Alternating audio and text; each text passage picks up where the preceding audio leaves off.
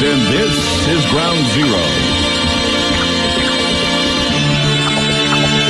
The numbers to call tonight, 888-673-3700. That's 888-673-3700. Back in March, it looked as if there was a great conspiracy being created within the Obama administration. As conspiracies go, this conspiracy would have to actually have a plan to begin what can be seen as a betrayal of the security of Eastern Europe. See, 25 years ago, we were watching the wall come down in Berlin. And now here we are with a greater conspiracy. So the war hawks see it as a victory, and the rest of the world see this conspiracy as being as a way to create a lack of security in the world.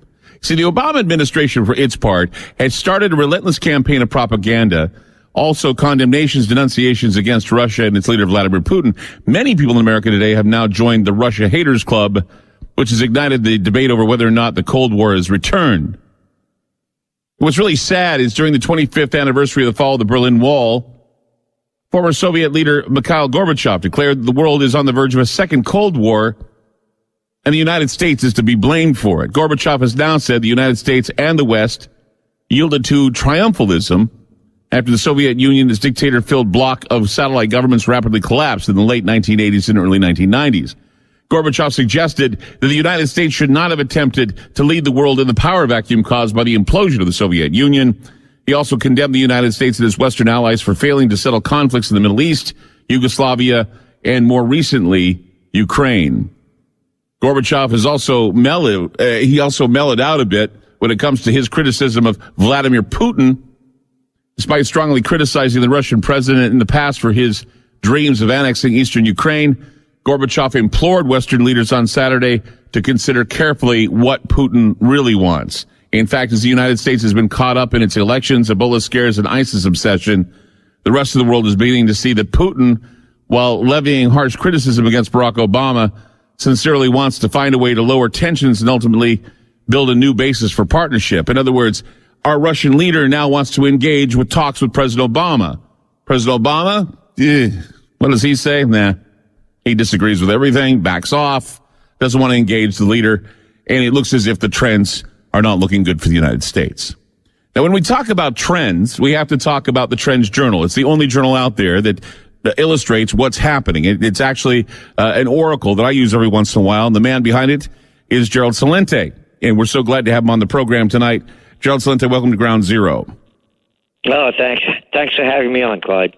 So you hear now, here we are 25 years after the fall of the Berlin Wall, and it's embarrassing because, I mean, you have Angela Merkel saying anything can happen, hope is there, but where is the hope? Where is the change? Where is all of this that we were all, you know, those who lived through the bringing down of the Berlin Wall and the idea of hope, the idea that communism has finally died, that now we can live in harmony with one another, and here we are 25 years later at odds with each other again. This is embarrassing, and it just shows the lack of leadership, doesn't it?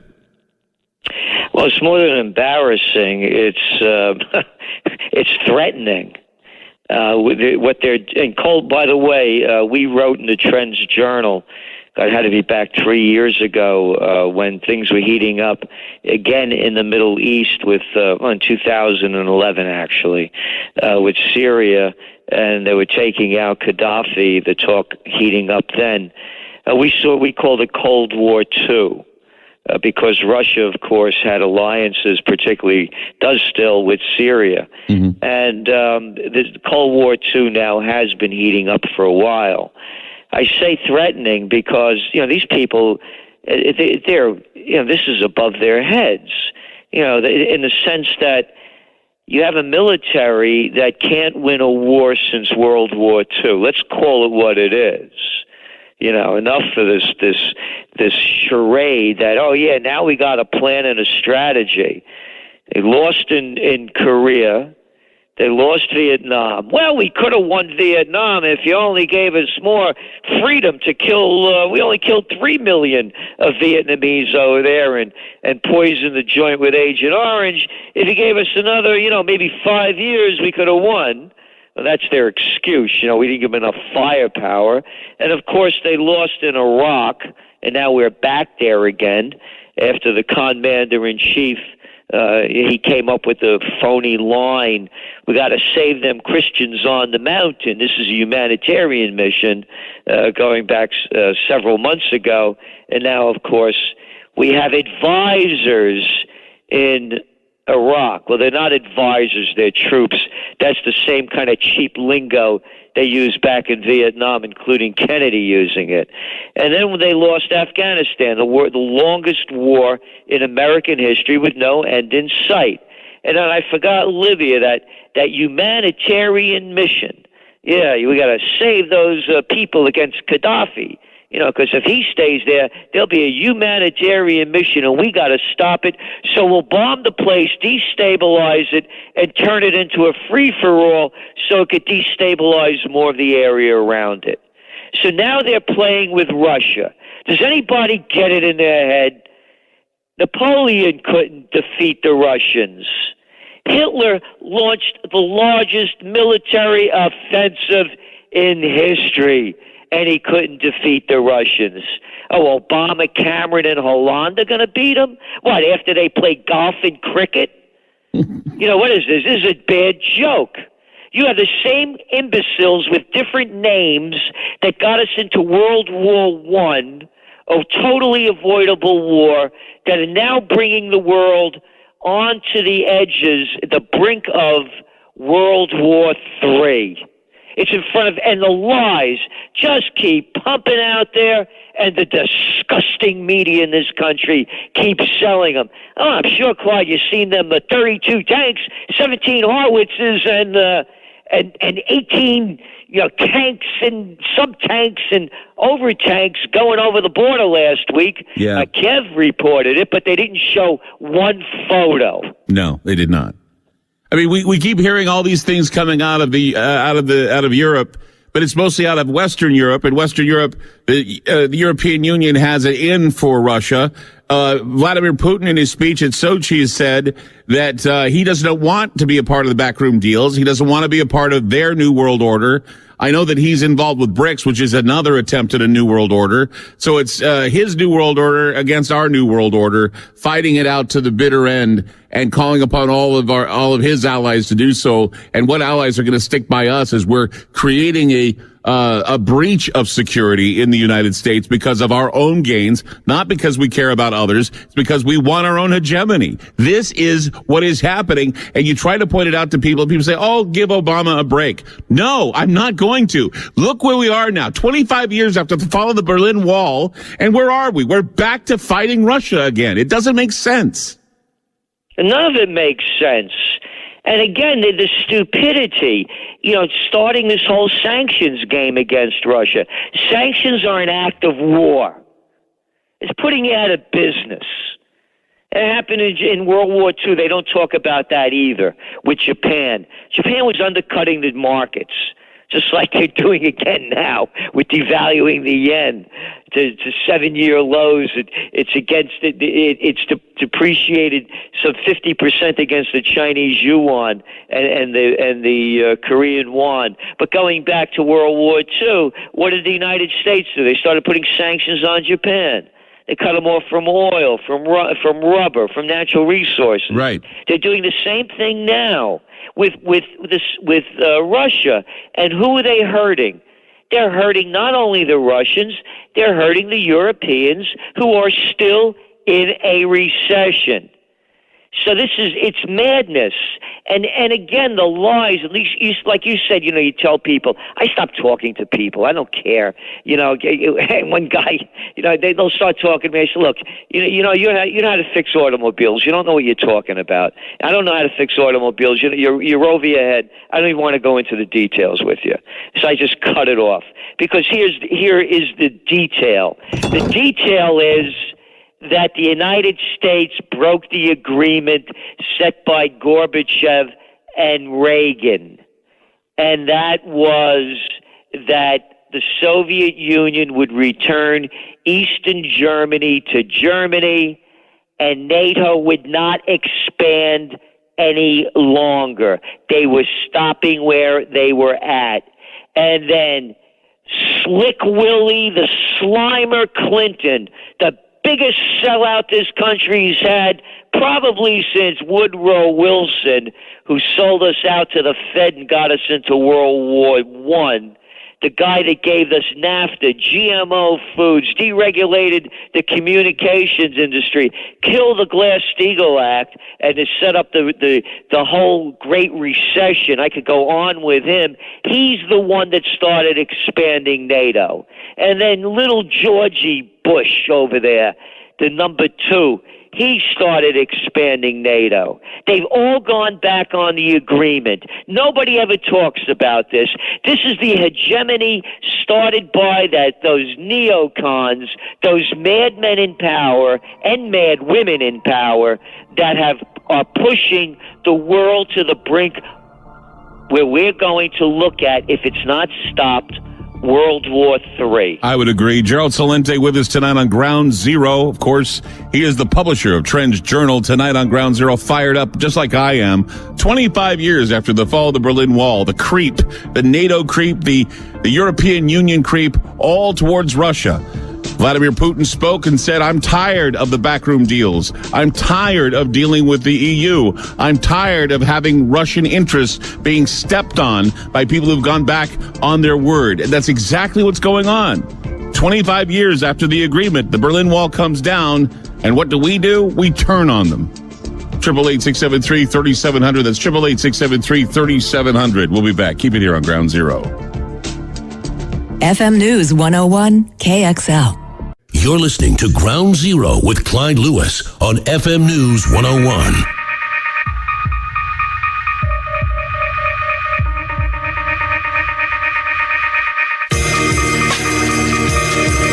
Everyone is in on the secrets, and big things are being planned. Call Clyde Lewis now. Ground Zero. Gerald Celente is my guest tonight on Ground Zero, the publisher of the Trends Journal. Tonight, we're both fired up about the 25-year lack of progress after the fall of the Berlin Wall. It's embarrassing, and not only that, but it's deadly to think that after 25 years, all the hope and all we felt for the meaning of what the future would hold is now being dashed, all because of the fact that we have a leader that wants to engage our other leaders like Barack Obama and elsewhere, but we have the neocons trying to destabilize countries. You know, I think the biggest joke of all is how our stance with Ukraine, Gerald, has become this propaganda, this super propaganda push when we forget about Victoria Nuland and Jeffrey Pyatt and how they both were in cahoots with each other trying to destabilize Ukraine. And no one remembers this. They all think it's like, oh, well, that was just, I don't know what they think, but it was right there on the telephone, both of them talking about how they were going to move in, to stabilize the country, and then have somebody like Biden come in and give a big attaboy and say, okay, we're going to go fight now, guys. I mean, do you remember that? Of course I do, but you could go back even earlier than that. Oh, by the way, 2 things. You mentioned Sochi before. When we wrote this in the Trends Journal, as it was happening, that the negative propaganda coming out from the States prior to the Sochi Olympics was like something I've never seen in my life. People probably forgot this, but don't get on a plane going to Sochi. We got intelligence from our unintelligent intelligence sources saying that they may have toothpaste bombs blowing up. Remember the toothpaste bombs? Oh, I remember that, yeah. They freak people. Yeah, remember that yellow water? And they're killing all those stray dogs over there in Sochi. They set this up. By the time the Sochi Olympics began, Americans' perceptions of Russia was at a 1994 low. That's how much negative publicity they pushed out against the Olympics. Going back to what you said about Victoria Nuland, you could go back even further than that phone call. Anybody could go to YouTube and you could watch it. December 13th or December 12th or 13th, 2013, this past December. Put in Victoria Nuland, Washington Press Club. There she is, ladies and gentlemen. Our Assistant Secretary of State, oh, by the way, the wife of Robert Kagan, one of the slimiest, low-life, disgusting disgusting human beings, that's a traitor to the Constitution and everything this country was founded upon, Mr. Neocon Job. Yeah, that Victoria Nuland, that husband. Here she is, walks out onto the stage of the National Press Club, brought to you by, on either side of her, Chevron and Exxon. And there she goes, shooting her mouth off about the future of Ukraine is with Europe, and that the path for Ukraine to take is the one set forth by the IMF. And it will open up the avenues for foreign investment. Then I look up, I start Googling it up. Chevron just cut an $11 billion deal to do hydrofracking in Ukraine. And Biden's son is involved with that, correct? Biden's son. Hunter. I can't kick the coke habit. Biden's son. That one? Yeah, that guy. Yeah, him. And by the way, Clyde, you're just Clyde. I'm just Gerald. When you're really important, you got a letter in front of your name, Yeah. Hunter Biden. He was appointed to the board of directors of Burisma Energy, the largest energy company in Ukraine. And it even gets better than that. John Kerry, his stepson, Christopher Hines of the Hines fortune, his partner, Devon Archer, was also appointed to the board of directors of Burisma Energy. Could you imagine if this was the other way around, and let's say it was, the vice president or prime minister of Russia's son being appointed to an energy company? The prostitutes would be shooting their mouths off and showing what a disgrace it is, and in this country, it's totally covered up. Right. It is. I mean, and that's the thing is that if the tables are turned, then things, we point fingers and we make bad stories about it. But when we do it, it's a different story. Gerald Celente with us tonight on Ground Zero. 888-673-3700. That's 888-673-3700. If you have any questions or anything to add to the conversation, we would love to hear from you tonight. Gerald Gerald is just summing everything up that I have been feeling for the past few months that actually our own mainstream narrative avoids. And yet the propaganda is strictly to get you to hate Russia for looking after their own people, looking after people that's near them. Of course, we're all for the European Union, ladies and gentlemen. We all want to join that happy little New World Order group, that a whole happy family of NATO, UN, and EU. Everything that we talk about anti-New World Order is all pro-New World Order there. It's a strange type of discussion, but of course it needs to be discussed. 888-673-3700. That's 888-673-3700. We'll be back.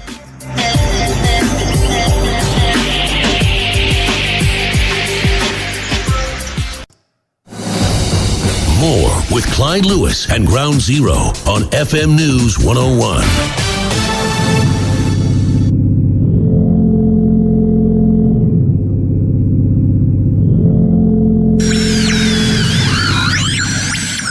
This is the North American service of Radio Moscow, broadcasting on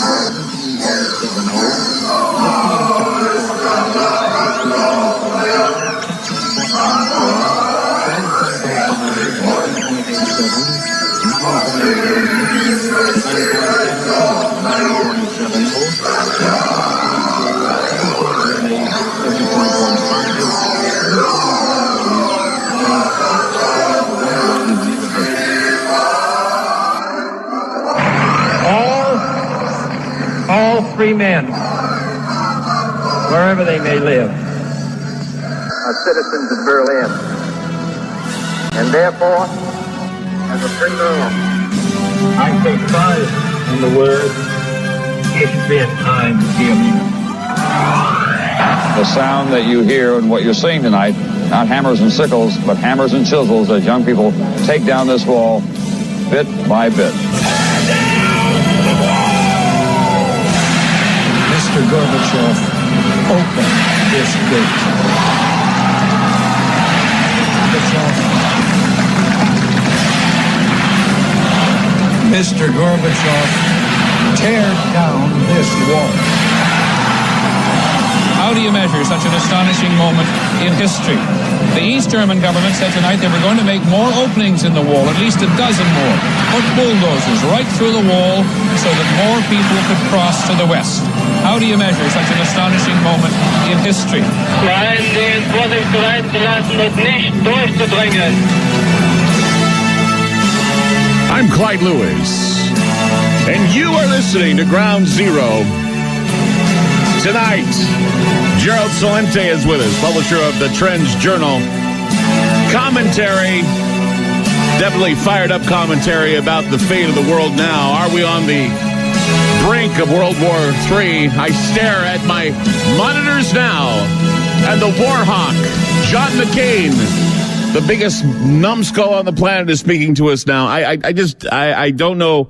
How do you keep from throwing up when you see John McCain on TV? I don't know, Gerald. It's I see that, and I know where his business is with ISIS, and his business also with Ukraine, and I just cringe at the thought the American people don't think.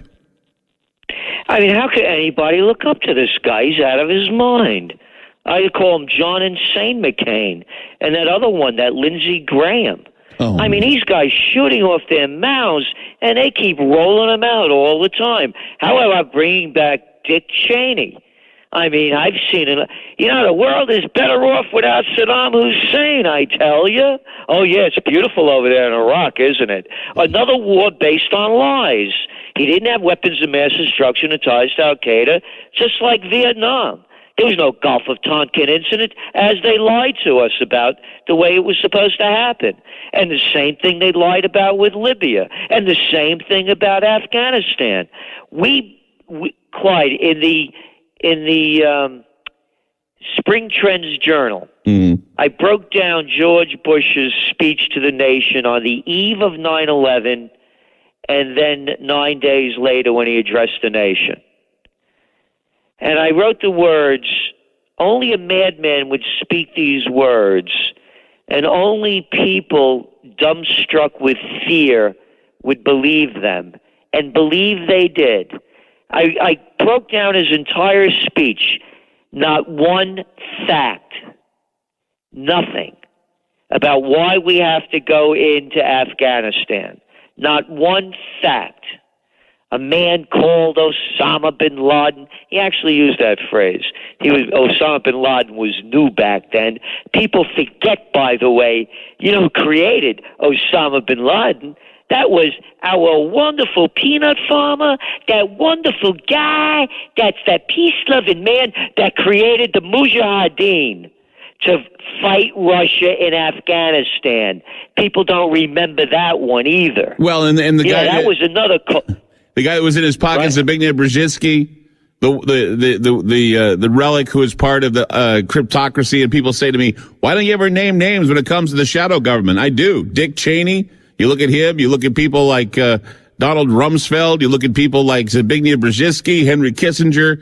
I mean, they're all names that remain. In fact, while I was doing research on the Berlin Wall coming down, what was it that Dick Cheney and several other people were all pretty much skeptical of the whole thing? Of course, because having the wall come down meant peace. And when you're so tight about war as Cheney is, and when you're so tight about war and cleanup as Donald Rumsfeld is, of course you're going to be there. When you're chomping at the bit to invade the Middle East, and you threatened people like Bill Clinton with the Project for the New American Century, which of course was written by Kagan, again, the Victoria Nuland hubby. You know, you sit there, you look at it, it's this incestuous group of morons that want nothing more to see the world go up in one big scorched earth policy. And I just wonder if Americans understand this.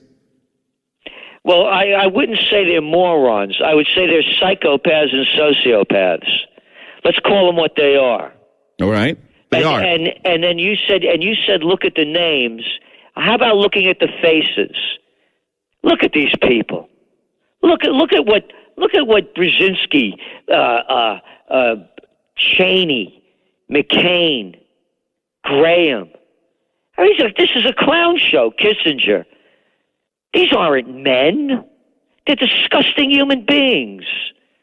How about calling them what they are? They're psychopaths. They only know death and destruction.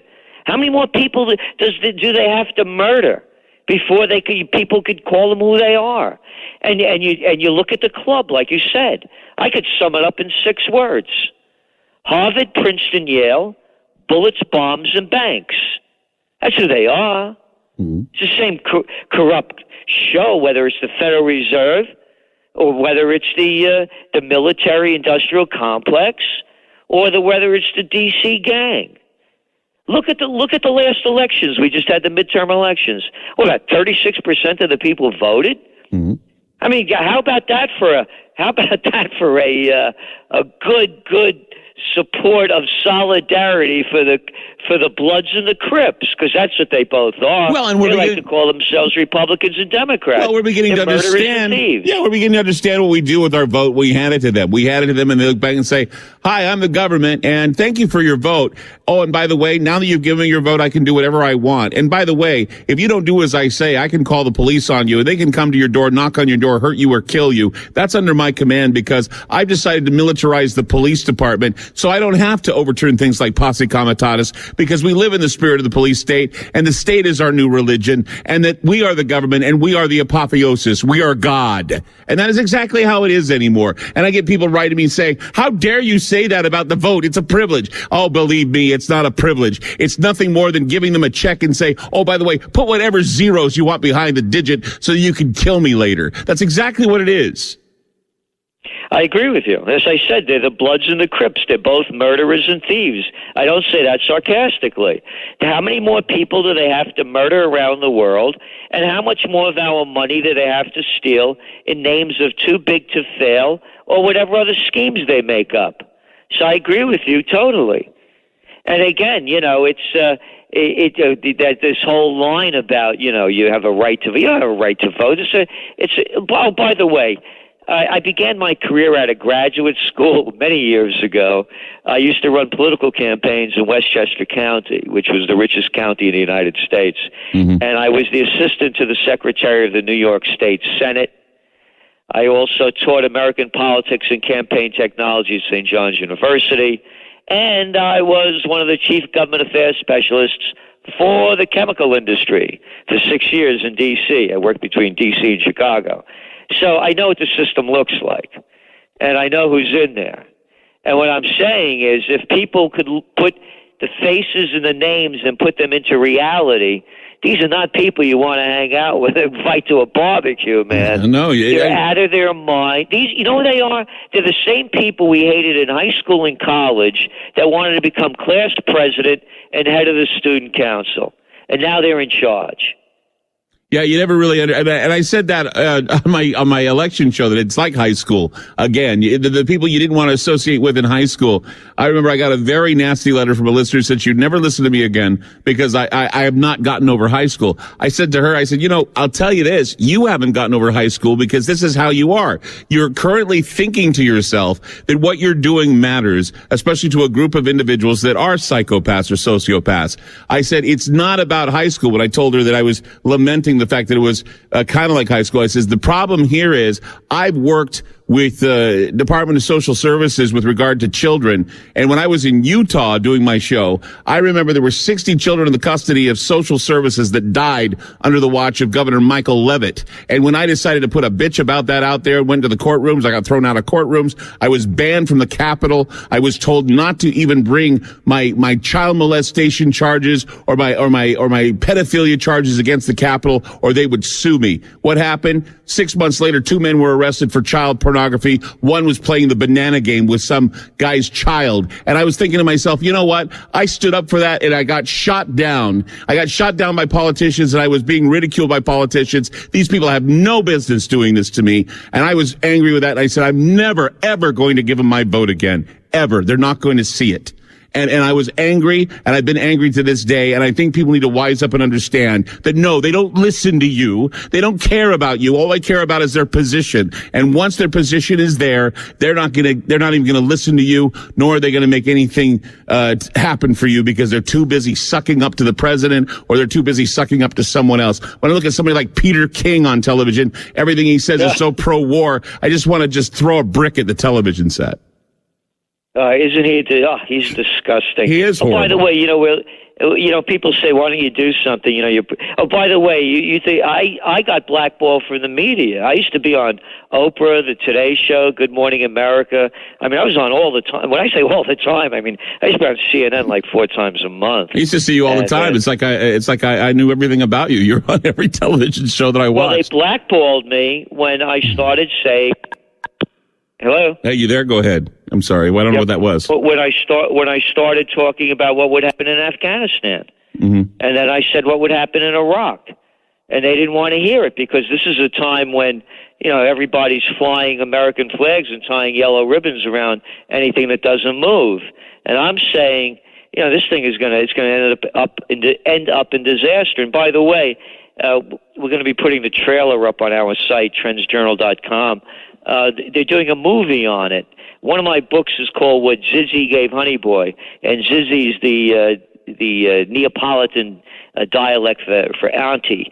So Zizzy is aunt and Zizzy is your auntie. Anyway, Doris Roberts, the woman who played the mother of Everyone Loves Raymond, the TV show, plays my aunt, and the movie begins with me on the phone getting canceled, with my agent. I'm getting canceled from all the shows because they didn't want me on because I was saying that we were going to lose in Afghanistan. And I was saying, look, don't ask me. I'm a trend forecaster. Why don't you ask Alexander the Great? Why don't you ask the English? How about the Russians? Nobody's won in Afghanistan. America's not going to either. So anyway, that's how the story begins. And so I know what you're going through. And you have to stay with your convictions and your courage. Yes. Because for me, hell is taking that last breath and knowing that you weren't the person you said you were or could have been. Well, I agree with you wholeheartedly. I mean, I've gone through some health setbacks this year, which really sucks. And they're nothing to do with what I've been doing to me. It's everything to do with, trying to survive cancer and everything else that's happened to me. And I'm saying to myself, I'm going to persevere and keep doing shows regardless of what the trolls are saying. I'm going to stand up. I'm going to fight. I've been told to back off from certain stories. I've been told all this. I mean, I've been shaking my head going, this never happened to me when I first started my program back in 95. It never happened to me. People didn't take things so personally. In fact, they wanted to know the truth. Now you give them the truth, and if it doesn't resonate with them, they immediately say, I'm tuning you out. I'm never listening to you again. And I'm thinking, I'm not going to miss you because you know what? I have to sleep with myself every night. I have to wake up knowing who I am. And I know that I give it my best shot every day, and that the sun, when it comes up, it's just another day to get it right. And so, Gerald, I admire you for your perseverance as well. We're going to be back with more. Gerald Celente with us on Ground Zero, the publisher of Trends Journal. And we'll be back. Don't go away.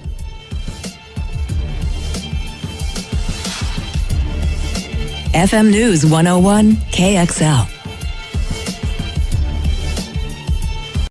It's the things that go bump in the night. Ground Zero with Clyde Lewis. Ground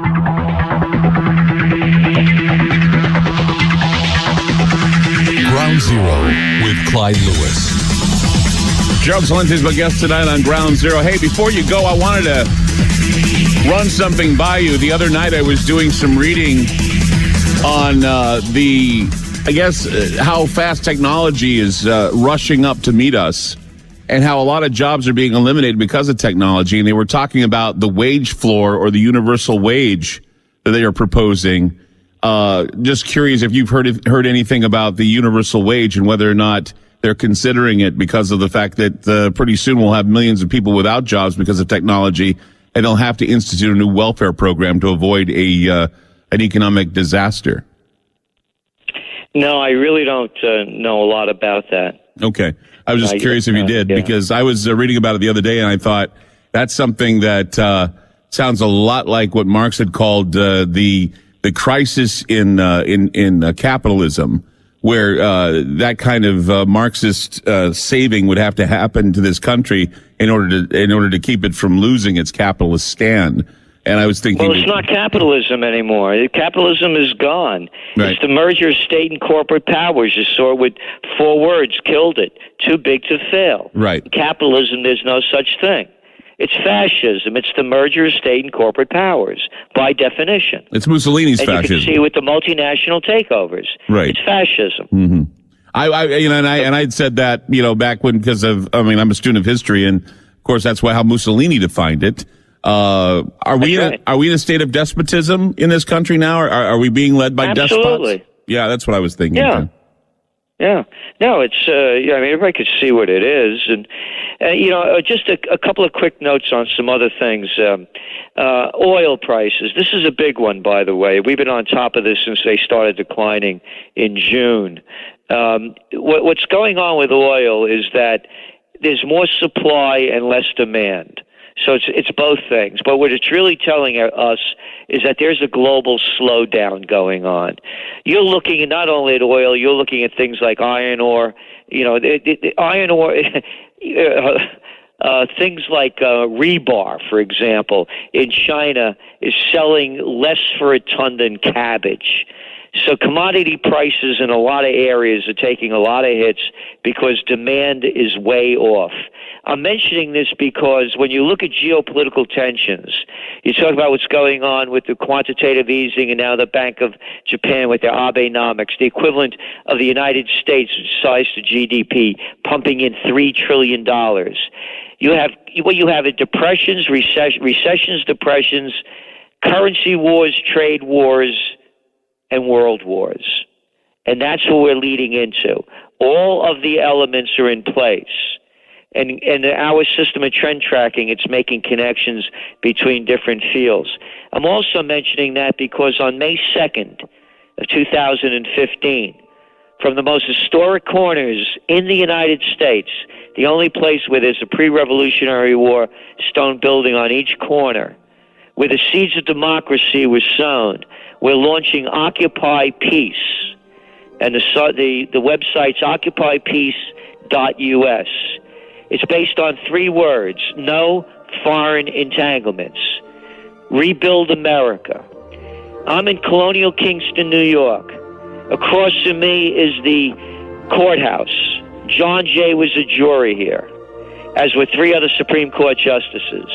90% of our Constitution was copied from this Constitution, New York State. Right. It's a time for peace, and we're going to be pushing for it. Gerald Celente, thank you so much for being on the program. How do we get the Trends Journal? Trendsjournal.com, trendsjournal.com. Thank you, Gerald. We'll have you on again sometime soon. Really enjoy having you on the program, and you take care of yourself, and we'll be looking forward to hearing from you again.